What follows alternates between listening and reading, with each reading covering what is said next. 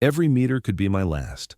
I drove past frozen faces, the engine screaming, the snow endless, and wondered how much of myself I'd lose before the road ended. The cold always woke me before anything else did.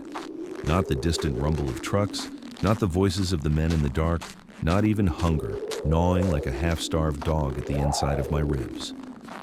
It was the cold, the kind that didn't just touch the skin, but pressed into it, seeped through it, crawled quietly into the bones as if searching for the warmest place to kill. I used to think winter back home in Tver was brutal. I used to complain about the wind sneaking under the doorframe of our old wooden house, the draft that made the candle flicker when my mother tried to sew at night. But here, on the edge of frozen Ladoga, December 1941 had a different personality. Not wind, not frost, but something deeper and more ancient. A kind of cold that had a voice of its own, long, low, patient. When I opened my eyes, it felt like someone had dipped my eyelashes in glue overnight. Ice crystals clung to them, sharp and delicate. I tried to blink them away, but they only scratched. That sound, that tiny crackle against the ball of my eye, was my morning greeting. I inhaled, and the air stabbed.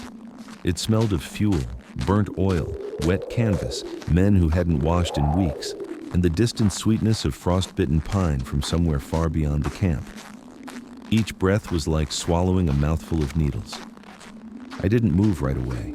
Movement meant losing the tiny pocket of warmth under the wool blanket thrown over my coat.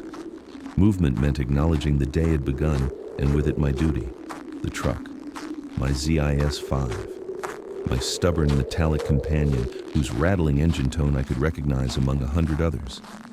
I'd been assigned to trucks before the war too, civilian freight mostly, long countryside roads, potatoes, timber, sacks of flour. But here on the frozen lake, the job felt different. The stakes were different. Every kilo mattered. Every kilometer was a bite of bread, a handful of grain, a breath of air for the starving city we couldn't see from here, but always felt pressing on our backs. "Still alive, Petrov?" someone muttered behind me. I didn't bother turning. It was probably Chernov, the quartermaster's assistant, who slept near the stove. One could call that dying iron box a stove. Its warmth barely reached 3 men deep before surrendering to the night. My spot, of course, was in the farthest corner, behind a stack of fuel cans that smelled like they'd been leaking for weeks. "Alive," I said, but even I wasn't convinced. I finally forced myself upright. The blanket fell, and the cold stole whatever warmth I had left. My coat crunched, the outer fabric stiff with frost. My gloves, left on the floor beside me, were like 2 frozen animals curled in on themselves. I forced my fingers inside them, wincing. As I stood, the boards under my boots creaked. Someone groaned, someone else coughed. That wet, rattling cough we all feared because it never really stopped once it started. There were footsteps outside, heavy and slow, boots breaking through the thin crust of snow that formed overnight. I pushed open the door. The dawn was barely there, just a thin ribbon of lighter gray smeared across the sky. Everything else was a monochrome of ash and iron. The cold slapped me properly this time, no longer content with sneaking in through seams. It took my breath for a moment, and I let it. I scanned the camp. A row of trucks stood beside the frozen shoreline like a line of tired giants. Some still had tarps over the engines to keep them from freezing solid. Some were already uncovered, men crouched around them, coaxing life back into metal that didn't want to cooperate. The ZIS-5 trucks, boxy, awkward, loyal things, all looked the same from a distance. But when you drove one long enough, you started recognizing them like horses. My truck, number 17, stood slightly apart. The front bumper was bent from when I'd slid on black ice 2 days earlier and nudged a snowbank that was harder than it looked. The left headlamp flickered sometimes. The starter had a temperament that changed with the wind direction. But she was mine, and unlike some of the others, she hadn't failed me yet. I walked toward her, boots crunching on the brittle snow. The smell of fuel grew stronger the closer I got. Not a leak, just the smell of men who lived among engines more than among people. My breath rose in front of me in thick clouds. The exhaust pipe of the truck beside mine coughed out a darker cloud as a mechanic revved it lightly. The sound was sharp, metallic, like a cold hammer striking frozen stone. "Morning, Ivan," someone called. I turned. It was Sergeant Gromov, his mustache frosted white, his eyebrows heavy with ice crystals. He'd been on the road longer than any of us, from the first convoys back in late November when the ice was barely thick enough to trust. He always walked with a slight limp from an accident years before. A timber fall, they said. Not war-related. Strange what maims a man. Morning, I answered. Check your oil, he added. They say temperatures will drop by midday. Yesterday, Kuznetsov cracked his engine block. I nodded. I'll look. Gromov walked away, boots thumping like he was marching through mud instead of snow. I paused a moment beside the truck, running my gloved hand along the side panel. The metal was so cold, even through the gloves I felt a faint sting. The surface was rough with patches of frost that clung like sand. Let's get you warm, I whispered to the engine.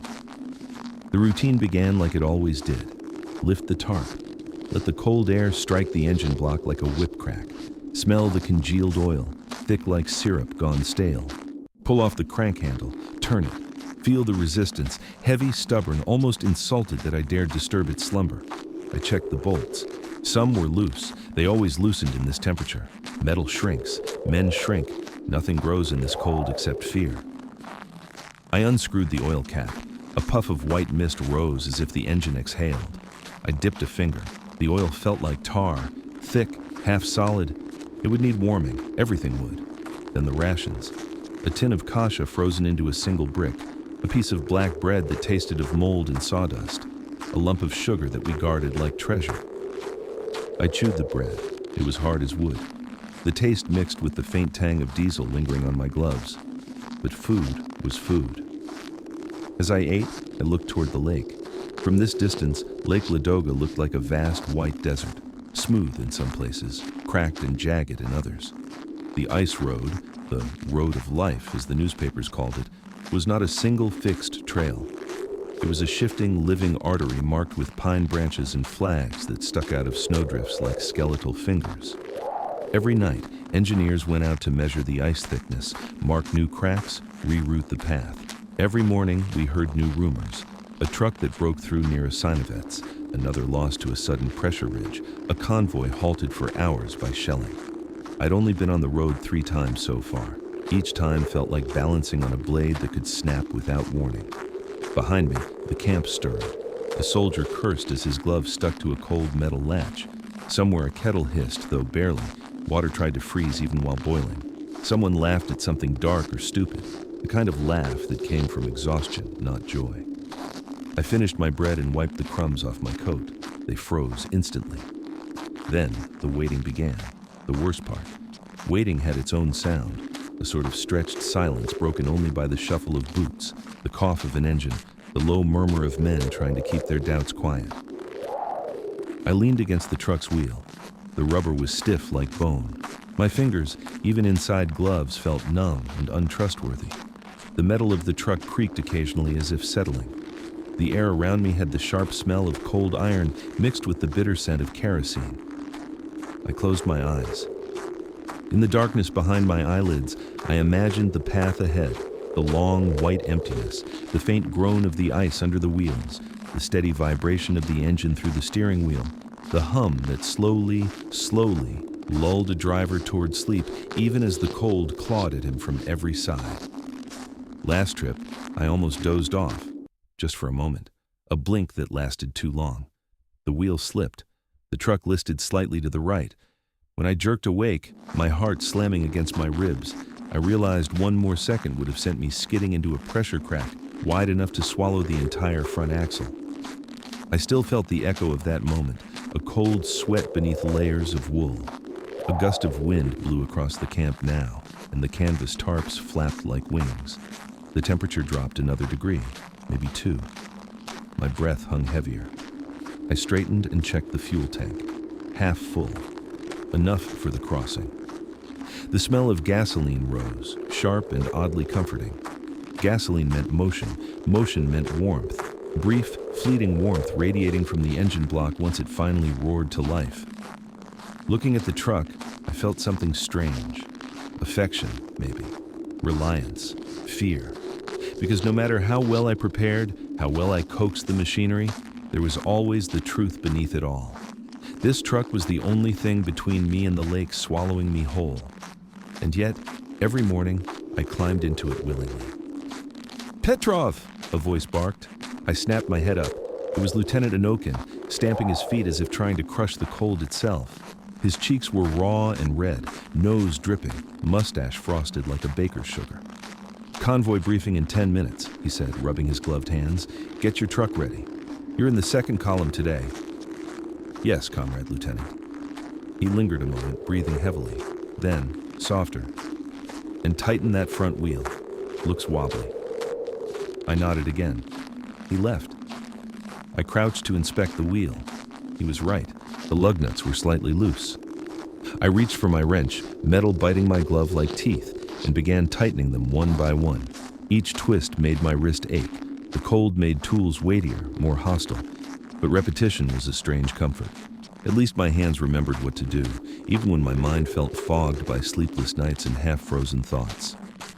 As I worked, a familiar sound reached me, the distant creaking of the lake ice shifting under its own weight. It was faint but unmistakable, a long, low groan that seemed to rise from beneath the world. Some men said the lake spoke like that only when death was near. Others said it did that all the time and we just never listened before. I finally stood, wiped frost from my knees, and stared across the silent white expanse stretching into the pale morning light. I thought, in a few hours, I will be out there again. The cold stung my eyes. The truck beside me sputtered, coughed, then roared to life. Its engine rattled like bones in a tin box. The sudden sound cut through the morning stillness, harsh and alive. Soon, mine would do the same. Soon, the convoy would line up, engines rumbling like a chorus of reluctant beasts.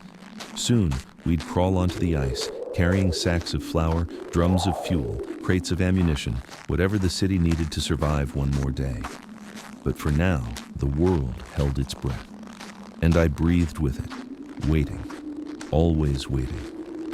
There's a moment every time we line up for the convoy, when everything becomes too loud and too quiet at the same time. A strange contradiction, like the world pulls away from itself. Engines growl, men shout instructions, boots crunch over frost. Yet underneath it all is a thin thread of silence, stretched so tight it feels ready to snap. That silence is what I always hear first. It coils in my ears like cold smoke.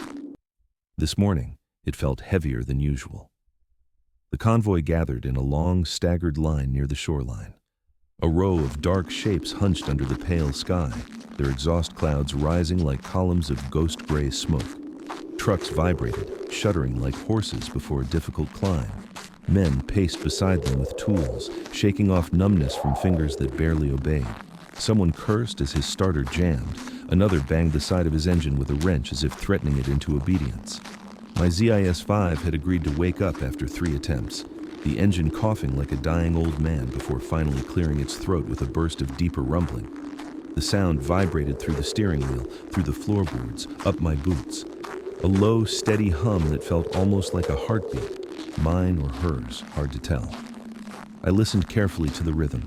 You learn to hear trouble long before you saw it. The engine sputtered at the edges, but it was a familiar, harmless sputter, the one that came when oil was still thick. She'd warm up. She always did. Lieutenant Anokin walked ahead, clipboard in hand, scarf wrapped so tightly around his face that his breath escaped only through 2 small clouds near his ears. "Column 2, prepare for departure," he shouted, voice muffled. The wind stole half of his words, scattering them across the frozen shore. I climbed into the cab. The seat was stiff with cold. Straw beneath the canvas cover had frozen into a single unyielding slab. I shifted, feeling the sharp edges of it press against me. My fingers wrapped around the steering wheel. The surface was so cold it burned even through gloves. I flexed my hands to keep blood moving. The smell inside the cab was a mixture of petrol fumes, damp wool, and something metallic, like old coins held too long in a clenched fist. I pressed down slightly on the accelerator, listening to the pitch. The engine growled deeper. A trembling vibration passed through the chassis. But beneath the familiar noise, something else gnawed at me, something subtle. I couldn't name it yet. The column started moving, one truck, then another. Snow crunched under tires, ice groaned in the distance like an animal shifting in its sleep. I released the brake and let the truck crawl forward. The lake stretched ahead, a flat white horizon that merged with the pale sky until it was impossible to tell where one ended and the other began. The flags marking the safe path fluttered weakly in the wind, long sticks with rags tied to them, the only markers separating us from the deadly expanse on either side. My breath fogged the windshield in a dull white patch. I wiped it with my glove, the rough wool leaving streaks. We crept forward, 20 meters, 30, 100. Then, the shoreline disappeared behind us. We were on the ice. The noise changed instantly. It always did. The tires no longer crunched on snow. Instead, they whispered. A long, soft hiss of rubber over frozen water. The engine's hum became the dominant sound, filling the cab like a trapped animal pacing back and forth. Every small metallic click seemed amplified, echoing in the enclosed space. The temperature felt colder out here. The lake held cold like a glass bowl holding water, solid, unmoving. It seeped upward through the floorboards, through my boots, into my bones. I leaned forward, peering into the white distance. Visibility was good today, though the horizon shimmered slightly. The illusion of movement created by flakes of frost drifting across the ice like tiny ghosts. The truck in front of me kept a steady pace. Not too fast, speed was dangerous. Not too slow, stopping was worse. The ice needed movement. It tolerated weight only when it felt predictable pressure spread evenly. We were taught that in the briefings, but the lake didn't care about our teachings. At one point, the wind shifted.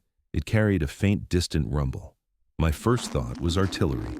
German guns sometimes fired blind onto the lake, hoping to catch a convoy crossing. But this rumble was softer, less violent. It rolled rather than cracked. A pressure ridge forming somewhere far off, maybe.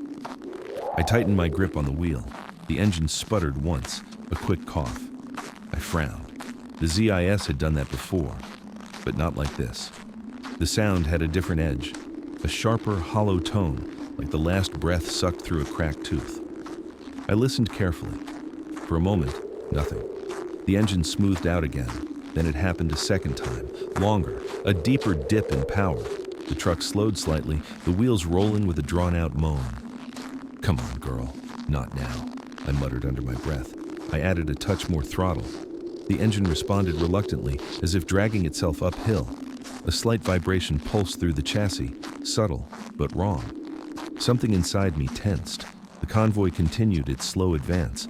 The ice beneath us creaked under the weight of dozens of trucks spaced more or less evenly. The sound wasn't loud, but it was always noticeable. A thin, trembling groan that you felt more than heard. Sweat broke across my back despite the cold. The engine coughed again. This time, the whole truck shuddered. Metal rattled. A deep knock sounded from somewhere near the fuel line or possibly the carburetor. I pressed my lips together and eased off the accelerator. The truck ahead kept moving. If I stopped here, if I fell too far behind, panic scratched lightly at the back of my throat. I tapped the dashboard as if that could encourage anything. Another sputter, then a drop in RPM so sharp the steering wheel trembled violently. Damn it! I scanned the gauges, as much as you could trust them. Fuel was there. Oil pressure slightly low but rising with warmth. Temperature barely above freezing. Then I heard it, the sound I'd been dreading. A distant, muffled boom. Artillery. It came from the southern shore, where German batteries had a direct line of fire onto the lake. The shell must have landed far away because the echo was soft. But the psychological impact was immediate. My shoulders tightened, my jaw clenched. Even the engine seemed to grow more anxious. Another boom, and another, faint but rhythmic, like a slow heartbeat. "Not now," I whispered again. Every instinct screamed that I needed to keep moving. Stopping on the ice was suicide if shelling intensified. Stopping in the path of the convoy was dangerous too. Trucks behind might swerve, and swerving was how you found cracks. But the engine gave one more choking cough, followed by a loud metallic clang, and the truck lurched violently to the right. The steering wheel jerked out of my hands for an instant. My breath froze in my lungs. "Hold on! Hold on!" I gripped the wheel with both hands, fighting the skid. The truck swayed, tires slipping slightly across a layer of windswept snow. The ice beneath us groaned deeply. A hollow, threatening sound. For one terrifying moment, the world narrowed to three sensations: the sharp stench of fuel, the vibration of the wheel, the cold breath of air rushing through a crack in the window pane. I straightened the truck.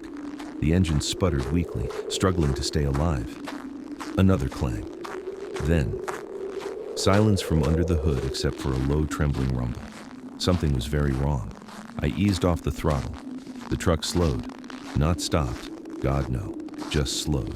Enough that the gap between me and the vehicle ahead widened. A whistle sounded behind me, short, frantic. Someone signaling. I checked the mirror. The truck behind me was closing in, the driver waving his arm out the window, urging me to speed up. "I'm trying," I yelled instinctively, though he couldn't hear. Another artillery thump echoed faintly. The ice vibrated under us, or maybe my nerves vibrated. I swallowed, the taste of cold metal thick on my tongue. There was only one choice. I had to step out and check the engine. Out on the open lake, with the convoy moving, with artillery somewhere behind the fog. I pulled gently on the wheel to steer slightly right, just enough to drift out of the column path, but not enough to cross into unsafe ice. The flags flickered beside me like warning fingers. The engine's rumble faded, a few last sputters, then nothing. A dead, hollow silence, the worst sound of all. The truck coasted to a slow stop. The lake groaned beneath me, long and low.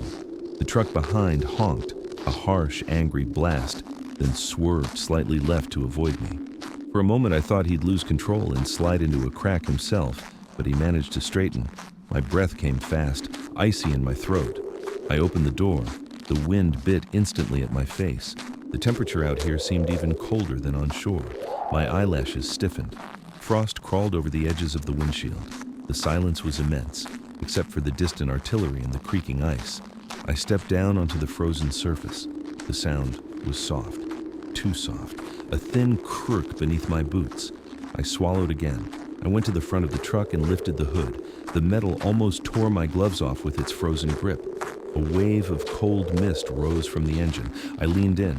The smell hit me first, not just oil and fuel, but something burnt, something sharp and bitter, like scorched rubber. Then I saw it. The fuel line joint had cracked, probably from the cold. A narrow split ran along the metal clamp, frozen fuel residue forming tiny crystals around it. A small problem on land, a deadly problem here. I reached for my repair kit, fingers trembling. My breath came fast and loud. I wiped frost from my eyebrows. Behind me, trucks continued passing, engines growling, wheels whispering across the ice. None stopped. They couldn't. That was the rule. Each one passing made me feel more alone, more vulnerable, more exposed. A shadow approached from the right, not a truck, but a shape walking. I turned. A man, a refugee, thin, wrapped in rags, his face hollow, eyes dark and sunken like pits. He trudged across the ice slowly, as if each step cost him something. He must have been walking toward the city, walking to survive. He looked at me from a distance, silent. Snow blew around him in faint spirals. Another shell landed somewhere far away, a muted thud that shook the air. The refugee flinched. Our eyes met. What was I supposed to do? I wasn't allowed to take anyone on board. Not on the outbound trip, not with a dead truck, not on unstable ice. But leaving him to walk alone felt like abandoning a ghost. His lips moved, maybe forming a word, maybe just trembling from cold. I didn't hear what he said. The wind stole it. But I felt his gaze on me, pleading, hollow, human. The engine behind me hissed as frozen fuel dripped onto cold metal. The ice beneath us moaned. My hands shook around the wrench. This was the first sign of trouble. And trouble, I knew, never traveled alone. The memory of home. The snow had thinned for a moment, not stopped, just softened into a slower fall, flakes drifting instead of slashing sideways. It was the kind of pause the front sometimes gifted, a fragile, trembling breath between spasms of chaos. Our unit had pulled back behind a half-collapsed barn, brick walls charred black from the last barrage. The ground shook every few seconds from distant artillery, but nothing exploded near us. Not yet. I leaned my back against the frozen wall, closing my eyes for what I told myself would be no more than a second. The air was metallic and damp, the smell of burned wood mixing with the usual cocktail of mud, diesel, and unwashed clothing. I could still feel the ringing in my ears from the last blast, like a swarm of bees stubbornly trapped in my skull. My fingertips tingled. I wasn't sure if it was from the cold or the adrenaline. Both, probably. Someone shouted something, maybe my name, but the voice was swallowed by the wind. It didn't matter. For the first time in hours, no one needed me to carry anything, to check anything, to run anywhere. The chaos had momentarily loosened its grip. And in that tiny crack of silence, my mind did what minds do when cornered. It fled backwards, back to home, back to before. The memory didn't come gently. It burst in like sunlight into a dark room, warm, jarring, almost painful. It was late summer. I could tell immediately by the smell, the scent of warm soil after a morning watering, the sweetness of ripening plums on the 2 trees my father planted the year I was born. I hadn't thought about those trees in years, not really. Funny how war reaches out and pulls forward details you forgot you even possessed. In the memory, I was sitting at the wooden table in our yard, the one my father built himself out of leftover planks. The surface was scarred with knife marks and burns from sizzling pots, each imperfection carrying a story. Bees buzzed lazily near the sunflowers. A dog barked somewhere in the distance, and for once, nobody seemed to be in a hurry. My mother had hung fresh laundry on the line. The sheets, white as early snow, danced slowly in the breeze. I used to run between them as a child, pretending it was a maze. She always pretended to scold me for pulling them down, but she never really minded. I could almost feel her presence beside me in the memory, her footsteps light, her humming soft and half-conscious. She always hummed when she worked. A habit from her own mother, she said, a way to keep the mind busy so the heart didn't wander into worry. I opened my eyes in the present for a moment, just to check if the world was still there. It was. The barn, the snow, my squad's muffled voices, the plume of smoke far away. But the memory was stronger, so I let it pull me under again. My younger sister was there too. She was sitting on the steps, reading some book she loved so much she carried it everywhere until the pages curled and yellowed. I remembered teasing her about it. "You read the same thing 3 times a year," I had said. "And I'll read it again," she'd shot back without looking up. Some things don't get old. She'd been right. Some things didn't.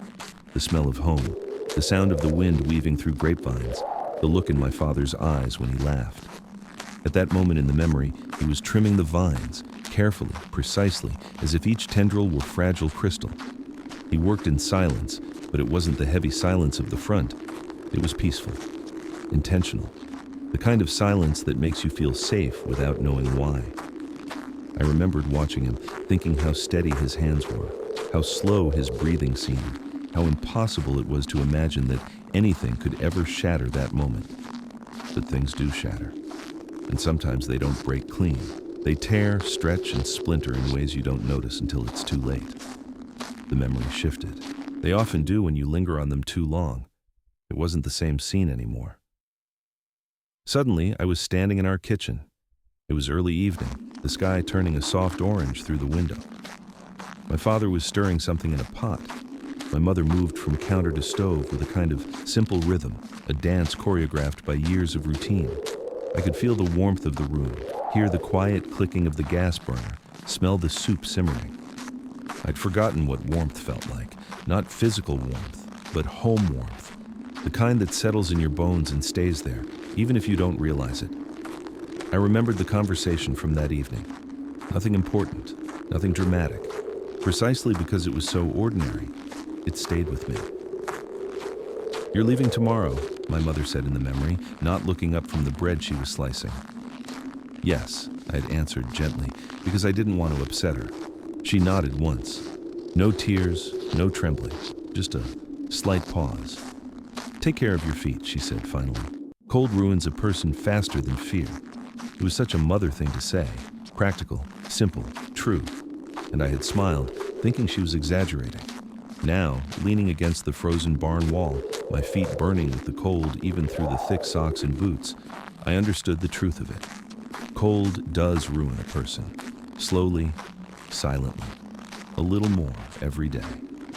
The final part of the memory was one I never spoke about, not to anyone, because it always hit the hardest. It was the moment I said goodbye to my sister.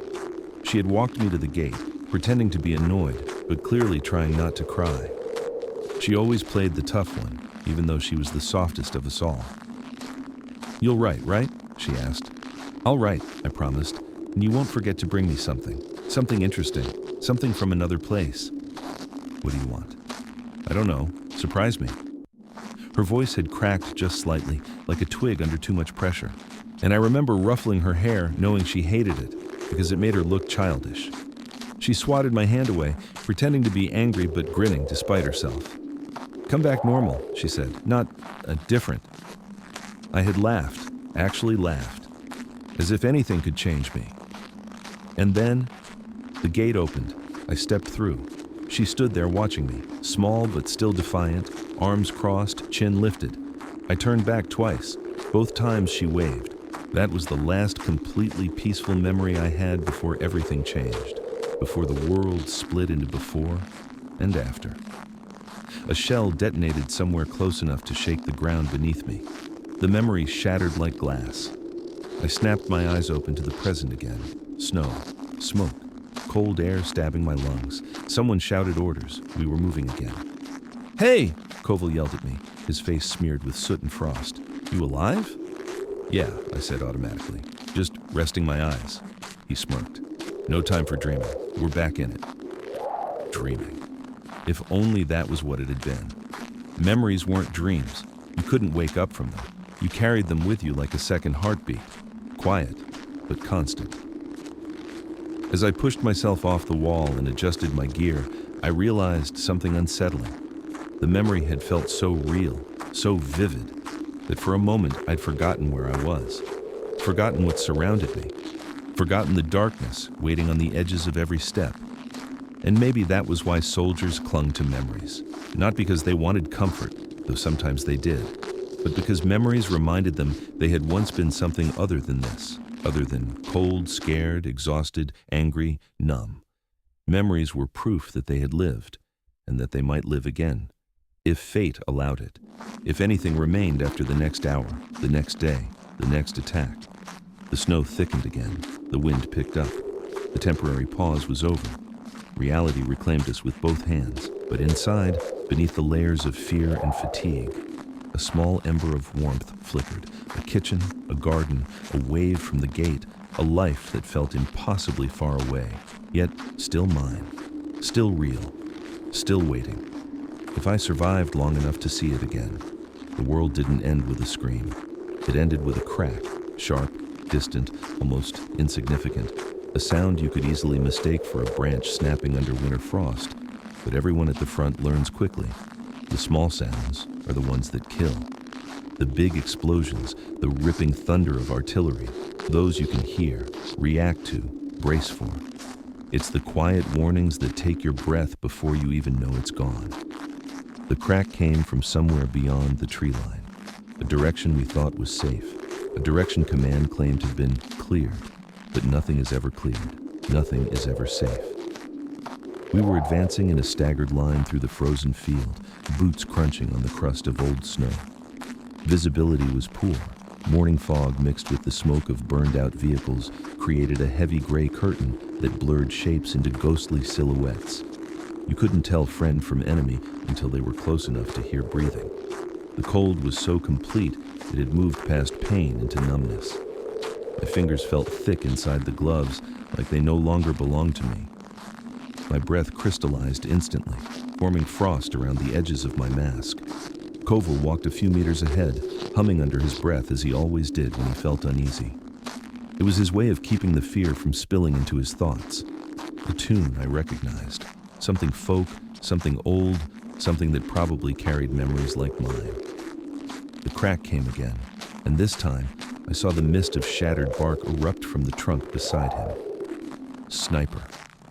Down! Someone screamed, but it was too late. Another crack, louder, closer, and Koval jerked forward as if someone had yanked him by the spine. His rifle fell out of his hands. He took one staggering step, then another, and for a strange, stretched-out moment, it looked like he was just losing balance on the snow. Then his legs folded. His body crumpled into the whiteness with a softness that didn't belong in a place like this. Everything went silent. Not quiet. Silent. As if the world had sucked in its breath and held it. My heart didn't beat. It slammed. Koval! I shouted, but my voice sounded like it came from underwater. No one moved. Movement meant death. The sniper was still watching. Another soldier to my left whispered, "Don't go out there. Don't you dare!" But I was already crawling. The snow burned my palms. The fog swallowed everything. My breath was too loud in my ears, making me feel exposed, vulnerable, lit up like a flare. Halfway to him, another bullet struck the ground so close, it sprayed me with frozen soil and shards of ice. A warning. No. An invitation. Come get him. Come die with him. But I kept crawling. My memory splintered. The kitchen at home, my mother's voice telling me to take care of my feet, the gate where my sister waved goodbye. All of it clashed with the sight of Koval's body half buried in snow. He was face down. Blood was spreading beneath him in a dark patch that steamed faintly in the cold. "Koval," I whispered as I reached him, pulling him toward me. My fingers slipped in the blood, and I hated myself for noticing how warm it was. Another crack. I ducked instinctively, dragging him behind the nearest stump, the only cover within reach. Bullets don't care about hope, but a stump was better than nothing. "Koval, hey, look at me," I said, turning him over. His eyes fluttered, unfocused. A thin line of red trickled from the corner of his mouth. He tried to speak, but only blood and breath came out, thick and wet, the kind of sound that stays in your nightmares for years. His coat was torn open over his chest. The bullet hole was small, almost clean, deceptively neat for something that was killing him. I pressed my hand over the wound, not because it would help, nothing could help, but because I didn't know what else to do. He shuddered. "Stay with me," I begged, my voice cracking. "Just stay. Stay, damn it." His gaze finally locked onto mine. For a moment he looked like the Koval I knew, the one who joked about everything, who hummed old songs, who dreamed about opening a garage after the war. He moved his lips again. I leaned closer, straining to hear. "Tell my brother," he breathed. Then he stopped. Just stopped. Not slowly, not gently. One moment he existed, and the next he didn't. His eyes stayed open, but everything that made him him was gone. I froze. There was no scream, no dramatic breaking point, just an expanding cold that seeped from the inside out, as if his death had cracked something in me.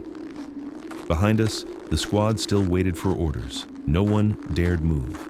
The sniper waited too, probably watching the scene through a scope, deciding whether to kill me next or let me crawl back so I could carry the story. Maybe snipers enjoy the stories. Maybe they like knowing someone will remember the moment in vivid, agonizing detail. I closed Koval's eyes with a shaking hand. The sky above us was a dull, dirty white, swirling like smoke trapped under a lid. Snowflakes landed on his eyelashes, melting instantly. The world moved in slow motion. A distant artillery boom vibrated through the ground, but it felt like it came from another planet. My heartbeat was louder than the war. Someone finally grabbed my coat and yanked me backward. "Move!" Sergeant Yaremchuk shouted, dragging me toward the ditch behind the barn ruins. "We can't stay here." My legs barely responded. I didn't even feel them. The snow, the mud, the frozen grass, they blurred into the same shapeless substance beneath my boots. "He's dead," I said, my voice flat and distant. "Koval is dead." "I know," the sergeant growled. "And you will be too if you don't run." He shoved me down into cover as another shot cracked overhead. I hit the frozen ground hard, the impact rattling my teeth. Someone was shouting into a radio. Someone else was swearing, voice shaking. Another soldier threw up from the shock. It all felt unreal, as if we were watching ourselves through a thick glass window. The sniper fired again, hitting one of the logs near us, sending splinters into the air. The sound echoed like a hammer hitting metal. Everything blurred together into a single suffocating moment. Fear, grief, frozen breath, the iron smell of blood, the dull, unrelenting certainty that nothing would ever be the same again. Koval had been my friend, my anchor, my reminder that not everything in this place was darkness. And now he was gone. Killed not by a dramatic explosion or a heroic charge, just a single bullet, clean, efficient, anonymous. War doesn't care about your story. It takes people in the quietest ways, leaving the loud suffering to the ones who survive. Minutes passed, or maybe seconds. Time didn't function properly anymore. Commands were shouted, answered, executed. Smoke rose in thick plumes from the direction we came. The sniper eventually fell silent, either repositioning or satisfied with his morning hunt. But inside me, something continued to tighten, a coil winding harder, smaller, sharper. I didn't cry. Not then. Not there. The numbness was too deep, the horror too fresh, the silence after death too loud. When the order finally came to retreat behind the ridge, I followed in a daze, boots dragging through the snow, the world moving in slow, heavy frames like an old film reel. I didn't look back at the field where Koval lay. I didn't have to. The image was already carved into my mind with impossible clarity. His fall, his breath, his last attempt at a sentence, the warmth of his blood on my hands. War had many ways to break a person. But watching a friend die inches away, slow and fast at the same time, was the sharpest, deepest cut. And I felt myself bleeding from it, even though there was no wound anyone else could see. The silence after a death is never real silence. It has weight, texture, a slow-moving heaviness that settles into the folds of your clothes, into the lines of your skin, into the space behind your ribs where breath used to feel easy. It follows you like a second shadow, a darker one. We retreated behind the ridge and regrouped near the half-collapsed barn that served as a temporary command post. At some point, someone lit a small fire inside a metal drum, but the flames barely warmed anything. The wood was too damp. The smoke clung to us, filling our lungs with a sour taste. I hated the smell, burned rot, wet straw, and diesel, but I stayed close to it anyway, because if I drifted into the cold again, I felt I might never come back. The sergeant spoke to me twice, maybe 3 times. I don't remember the words. He touched my shoulder once, an anchor in the fog, but I only blinked at him, my body stiff, my mind wrapped in a gray muffled blanket. He gave up after that. Men in war know when another man has temporarily left the world. I sat on an overturned crate with my gloves off, staring at my hands. They were shaking, but not from cold. They were stained with dried blood, dark brown in the creases. I rubbed them against my coat, but the stains only smeared, sinking deeper into the threads. It felt like Koval's death was seeping into my skin. Someone handed me a mug of hot water. Not tea, there hadn't been tea for weeks, but boiled water with a faint taste of metal from the pot. I didn't drink it, I just held it, my fingers wrapped around the tin sides, feeling the warmth through the numbness. The others murmured quietly around me. Not talking about Koval. No one ever says the dead man's name right after it happens. It's too raw, too sharp. Instead, they talked about the sniper, about whether artillery would respond, about the map spread out on a crate and where the German lines were shifting. I tried to follow their voices, but everything faded in and out like distant radio static. The barn walls creaked with the wind. Snow blew through the cracks in thin, glittering threads. I watched the flakes melt as they landed on the back of my hand. Tiny moments of warmth followed by cold. Life followed by disappearance. Hours passed before anyone gave an order. When we finally moved, the world felt heavier, as if every step pulled me deeper into the earth. My boots crunched through old snow and broken ice. The ridge overlooked a broad field tinted with the faint blue of dusk. Smoke from destroyed vehicles still hung low, refusing to rise into the sky where it belonged. I didn't look toward the place where Koval had fallen. I thought I would. Some part of me expected a final glance, but even turning my head felt too painful, like twisting a blade inside myself. War teaches you how to move on without actually moving on. We crossed into the next sector in single file, each man keeping his distance. The cold deepened as afternoon faded, chewing at our cheeks and stinging our eyes. My breath crystallized on my scarf. My lashes froze together at the edges. The snow beneath us had a faint pink tint in places, shattered ice mixed with frozen blood from earlier skirmishes. So much had happened here before we even arrived. It was a graveyard without markers. We set up for the evening inside the shell of an old tractor depot, the roof mostly intact. The smell of engine oil lingered in the air, trapped in the wood and metal. I sat beside the wall where frost had formed delicate patterns, branches, veins, strange shapes that looked like maps of forgotten rivers. I felt hollow, not empty but scraped clean, as if something vital had been carved out. At some point, my fingers found the harmonica in my coat pocket. I'd forgotten I even carried it.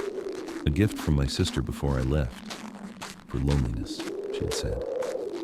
I held it for a long time, turning it over in my hands. The metal felt cold, almost painfully so. I brought it to my lips, but no sound came. My breath shook too much, and somehow, playing anything felt wrong, like a betrayal. Music belongs to the living. I set it back down. The medical corps eventually brought us rations, cold kasha and a slice of black bread. I chewed automatically, not tasting anything. The food felt like damp paper in my mouth. One of the younger soldiers, Misha, sat beside me. He didn't say anything at first, just stared at the floor. Then, quietly, "I'm sorry about Koval." The words hit me harder than the sniper's bullet. Not sharp, just heavy. Heavy enough to break something inside. I nodded, though I couldn't look at him. My throat felt tight, as if someone had wrapped wire around it. For a moment the barn blurred, and I blinked hard to clear my vision. Misha hesitated, then asked softly, "Did he say anything?" The question pushed the air out of my lungs. I swallowed. He asked me to tell his brother. Silence followed. Misha bowed his head, absorbing the weight of that final message. He didn't ask what Koval wanted me to say. Some things are private between the living and the dead. After a moment he whispered, "He was a good man." I nodded again. Yes, he was. That was all we said. Night came in slow, suffocating waves. The temperature dropped. Someone lit a lantern, but the flickering yellow light felt weak against the dark. The shadows in the corners grew long and distorted, like stretched silhouettes of soldiers who no longer existed. I lay on my bedroll near the wall, listening to the wind outside. The depot creaked like an old ship on a frozen sea. My breath formed a faint cloud above me. I didn't sleep. I drifted, half aware, half gone, as moments from the day replayed again and again. Not the shot, not the sniper, not even the blood on my hands, just the sound Koval made when he tried to speak. That small, wet, broken breath. The last attempt of a living person to pass something into the world before the world stole it away. The more I tried to push it away, the louder it became in my memory. A loop, a wound that refused to close. Hours passed like that. Eventually, near dawn, exhaustion pinned me in place. My eyes fell shut. I hovered on the edge of sleep, floating between waking and dreaming. I thought I heard him humming. A soft tune, something from home, something safe. Then the wind shifted and the sound vanished. When morning finally arrived, pale and gray, I felt no different, no lighter, no rested, just numb, as if grief had frozen inside me overnight. We prepared to move out again shortly after sunrise. New orders, new direction. The sergeant gathered us around the map, pointing to a thin line drawn between two forested ridges. I barely heard him. I was watching the snowfall outside the depot door, tiny flakes drifting down, quiet, peaceful, nothing like yesterday, nothing like the horror. And yet, everything felt wrong, too quiet, too calm. War always punishes you when you begin to feel anything. And I had begun to feel again, even if it was only grief. As we shouldered our rifles and stepped out into the fresh snow, the numbness settled deeper into my chest, like a weight I would carry for the rest of my life. Not pain, not fear, just the heavy, lingering emptiness that follows the worst moments, when the world continues, but part of you does not. Dawn arrived the way it always did that winter, without color, without warmth, without promise. Just a slow brightening of the world, like someone turning up the dimmest lamp in a room where no one wants to wake. The sky was a pale sheet stretched tight over the earth, and the horizon looked bruised, as if the sun itself was tired of rising. We marched in silence, each step sinking softly into the fresh snow. The cold was sharp but familiar now. It no longer felt like an enemy, only a constant companion, the kind of presence you stop fighting because resistance takes more energy than surrender. I breathed in the morning air. It smelled faintly of pine, frozen soil, and the distant smoke of a fire someone else had lit. Maybe friend, maybe foe. In war, the difference often meant nothing. Both sides burned the same wood. Both sides slept on the same ground. Both sides lost the same sons. My rifle strap bit into my shoulder, rubbing against the same spot that had been raw for days. I barely felt it anymore. Maybe that was the greatest weapon war had. Not bullets, not artillery, not hunger or cold. Numbness. The quiet erosion of the things that made you human. We reached a clearing near the tree line and paused. The sergeant raised his hand for halt, scanning the terrain. The frost-covered branches sagged under the weight of the night's snowfall. Somewhere off to the right, a lone crow croaked, a rough grating sound that grated on the quiet. I found myself staring at the horizon, wondering how far home was. Not in kilometers, in time, in memory, in whatever invisible thread connected who I had been to who I was now. Home wasn't a place anymore. It was a collection of moments I carried like small, warm stones in my pocket. My mother's hands dusted with flour. My sister's laughter drifting through the garden, the smell of summer rain hitting the warm soil, the sound of a radio playing late at night. All of it felt impossibly distant. Once, when this began, I believed I would return and everything would be the same. I would slip back into my old life like a coat hung waiting for me. The war would end, we would rebuild, and the dead would become names etched into stone. Now I understood something I had never wanted to accept. You don't return from war. Not truly. Your body walks back, but the person who left never arrives with it. The sergeant gave a quiet signal, and the column shifted direction. We followed a frozen path carved by carts and boots, two parallel scars in the snow, winding between the trees.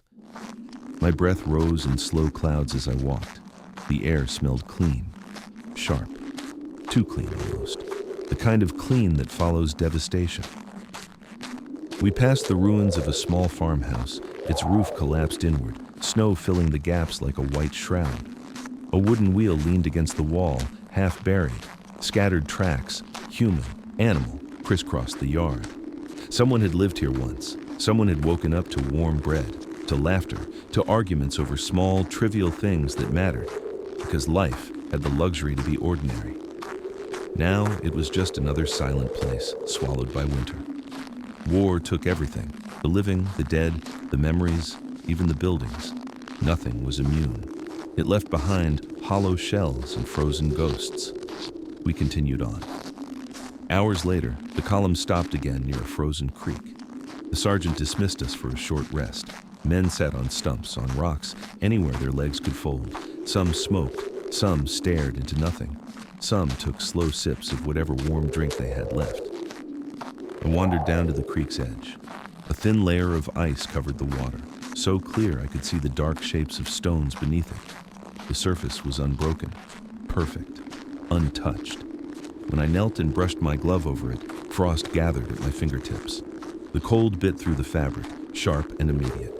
For a moment, I saw my reflection, not clearly, the ice distorted it, but enough.